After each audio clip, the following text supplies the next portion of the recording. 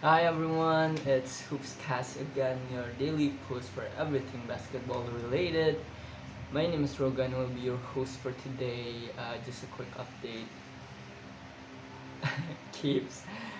Man, I lost my thought. I lost my thought there. But yeah, Gabe's out busy and Tomo's a bit sick right now. So yeah, I will be doing this alone. I will be doing this solo, but rest assured we will be hooping just fine for today. Now, the agenda for today will be talking about a bit about I'll be talking about a bit on the trades that's happened so far in the off season, the rumors that's been spreading, credible ones so far that I've been noticing, and also my own personal prediction for the upcoming season. Now, without further ado, let's begin with the trades. And boy, oh boy, the trades has been blockbuster so far. Not trades, I guess, but the one trade that has happened is a blockbuster one, and we'll be talking about exactly so the Bradley Beal trade for to the Phoenix Suns. That is. So as you guys may have known, but if you guys haven't yet known, I guess I will be spilling a bit to you guys. But basically, the Washington Wizard has dealt their star guard Bradley Beal to the Phoenix Suns in exchange for Chris Paul, Landry Shamet, and a couple of second rounders and also pick swaps. So that's the deal, and I think okay, first impression, in my opinion, okay, if I were to look at it on the deal in and of itself without any of the underlying circumstances and factors that impacts that deal specifically, I guess it's a good trade because firstly, Washington is letting or offloading Bills' contract, which is just ginormous, and also unbeneficial to them because not only does he is owed around I don't know 150-ish million for the rest of his contract, but also he has a no trade clause, which basically means that he can never ever be traded technically, which is one of the sticking points for teams that actually want to trade for Bradley Beal. This is why eventually his value is much more lower than expected because there's he has to actually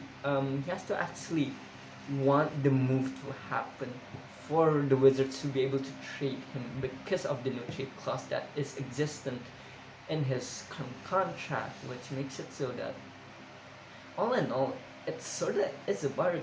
Like you don't get the type of player that Bradley Beal is for just Chris Paul, like a 38-year-old Chris Paul, Landry Shamet, who was just a role player ceiling and also some second rounders. So I guess it's good, but first impression, especially if I were the Phoenix Suns, I don't know. I don't like it too much. Why? Because firstly, they already have enough scorers.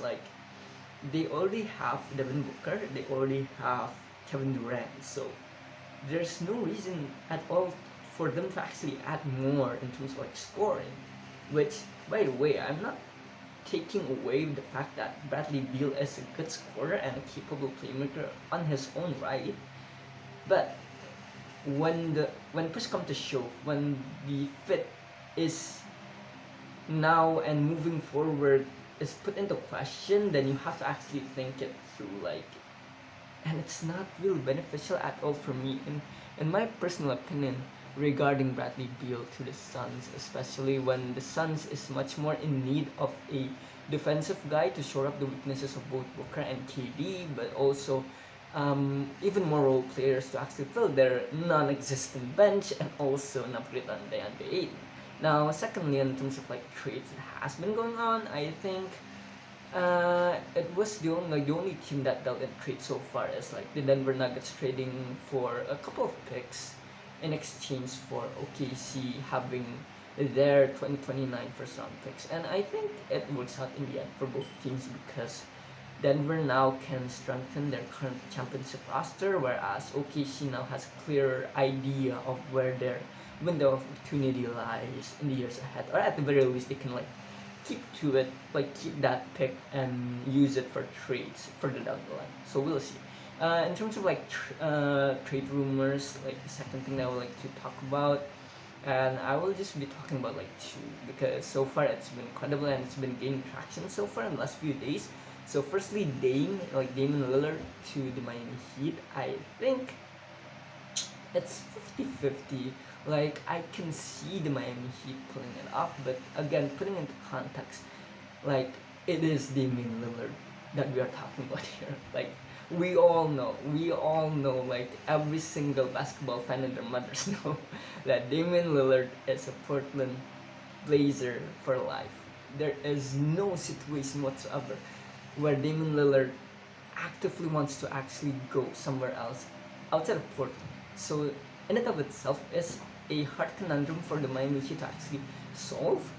But also, it's not like the Miami Heat has that kind of like package to actually trade for someone like Damian Lillard, unless they say maybe like, um, unless they say they want to like deal the Portland Bam and also Hero and a couple of picks. I guess that would probably make sense to Portland, but even then, like Portland and Dame just cannot exist without one another. So that's that.